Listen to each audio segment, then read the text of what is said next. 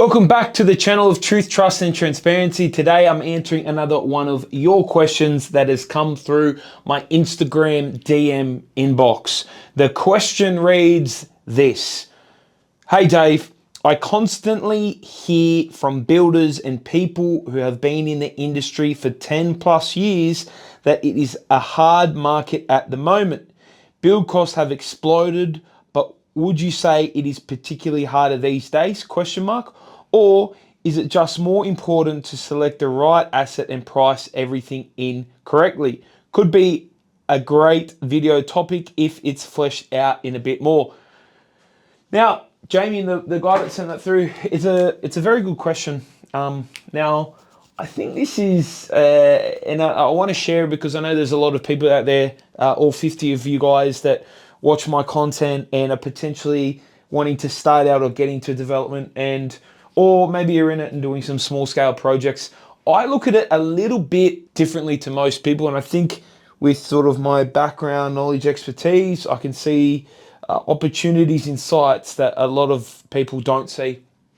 But one thing that stands true to me, and I think it's the same for investing, and I think it's the same for buying a house these days, is the concept around what got them there won't get you there, or what got them there won't get you there. What do I mean by that? I think it's like back in the day when, house prices were 3 to 4x when house prices were 3 to 4 times the average wage, you'd save up, buy a house, live in it, blah, blah, blah, and happy days. Nowadays, I think people are still stuck in trying to do the exact same thing. And that is, look, I'm going to try to save up for a deposit and I want to buy a PPR and I want it to be next to my mum and dad's place. That doesn't work in today's market. And I think you need to adapt to the current times. I think the greatest tool that people wanting to invest in, people that want to buy their PPR, people that want to invest, people that want to become property developers or get into development need to use and leverage is investment properties. And I've broken down on videos before on this channel the differences or the nuances between if you were trying to save up your money towards that deposit, or if you used the money that you had saved, you bought an investment and then you saved and had the investment property. And the leverage that you can get out of those assets is so much better and so much greater compared to just saving your money. So with development, I think it is no different. I think it is definitely a case of, and don't get me wrong, a lot of old school builders, a lot of old school developers that have been around for 20, 30 years are definitely stuck a certain bit of thinking. A couple of things that I want to run through and get you guys thinking about. I believe there's opportunities almost every suburb in Sydney that I'm in. I'm sure if you're in Brisbane or Queensland, there's also different types of opportunities. If you're in Victoria, there's again a bunch of different types of opportunities too.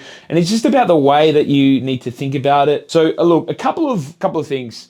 So in New South Wales, for example, and I do all my projects in New South Wales, people have asked me in the past, why don't you go to Queensland or why don't you go to Victoria? I know the New South Wales planning process like the back of my hand. I've been in it for 10 years. I know how it works. I know all the suburbs. And I know that there's suburbs that have that price entry point under $1 million. I know the suburbs that have the price entry point $5 million. I've got all those sorts of markets here. So for me, I don't really need to uproot, go learn another planning system and a way of doing things when I could have just, stick to what I know. But in New South Wales, we've got this thing called the Complying Development Certificate, which is essentially a way to fast track and go to a private certifier. You get approval for small scale projects, houses, terraces, duplexes, those sorts of things, without going to council. So I think if you become an area expert or you become an expert at these sorts of different opportunities, you'll be able to see things through a different lens. So CDC, for example, there's opportunities for houses, there's opportunities for terraces, There's opportunities for duplexes. There's opportunities as well. There's all sorts of opportunities. We also have the low to mid-rise housing policy that is coming out. Off the back of that, we also have the LMR zoning. We have all these different opportunities that pop up. The government is trying to incentivize and get developers working, producing homes, building, developing, because they don't know how to do it and they can't do it properly. So there's all these sorts of opportunities that pop up. I'll give you an example. LMR. I recently found a site.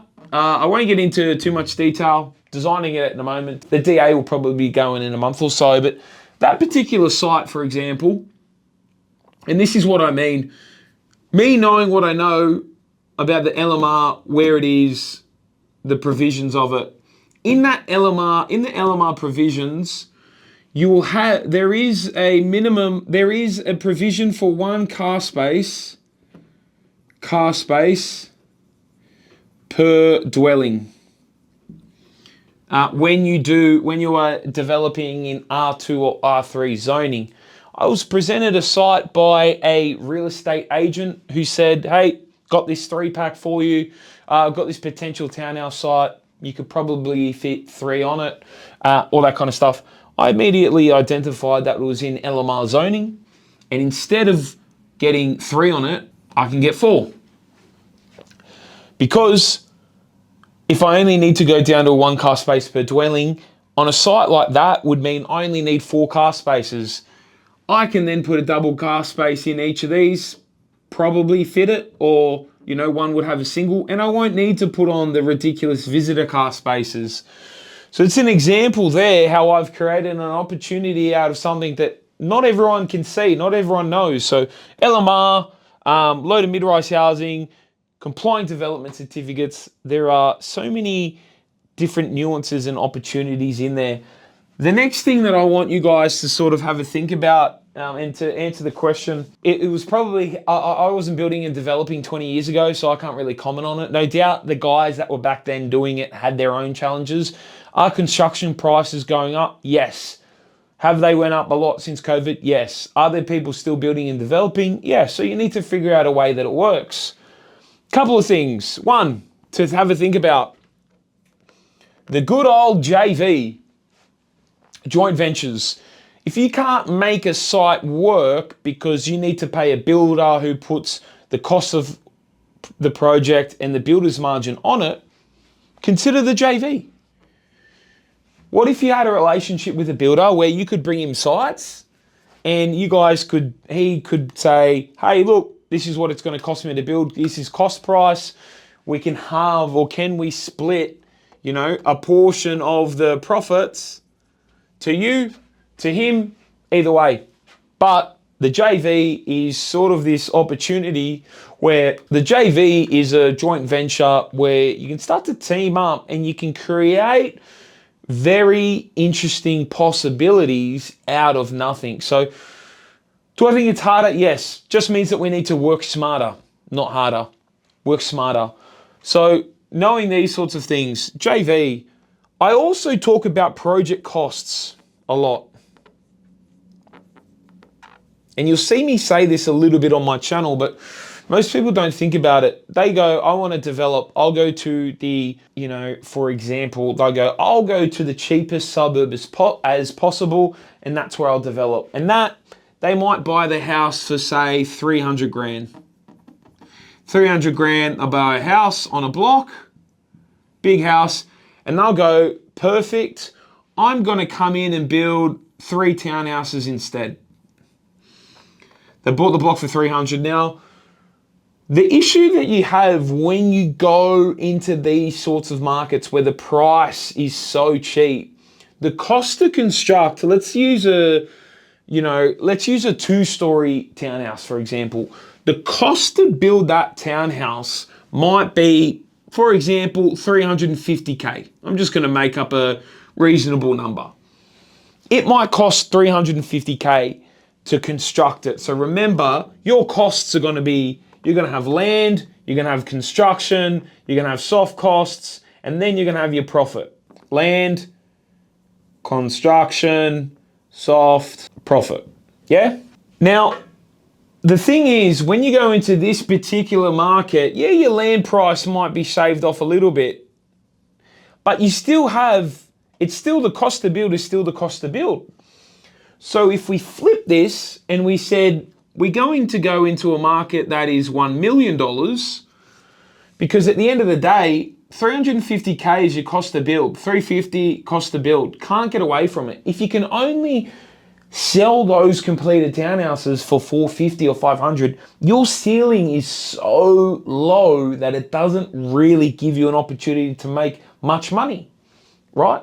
House was 300, 450 for the townhouse, 350 to build. You're cutting your costs very, very thin.